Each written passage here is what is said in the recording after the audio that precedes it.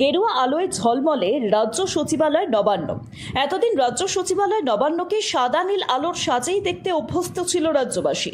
তবে 2026 সালের সরকার পরিবর্তনের পর নবান্নের ছবিটা যেন বদলে গেল।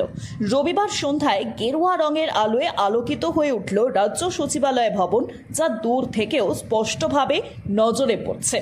গঙ্গার ধারে অবস্থিত নবান্ন ভবনে লাগানো হয়েছে গেরুয়া আলোকসজ্জা। পথচলতি মানুষ থেকে শুরু করে সাধারণ নাগরিকদের দৃষ্টি আকর্ষণ করছে তা। বিজেপি সরকার গঠনের পর প্রশাসনিক ও রাজনৈতিক পরিবেশের পরিবর্তনের প্রতীক হিসেবেও এই দৃশ্যকে দেখছেন অনেকে। সন্ধ্যা নামতেই পুরো সচিবালয় চত্বর গেরুয়া আলোয় ঢেকে যায়।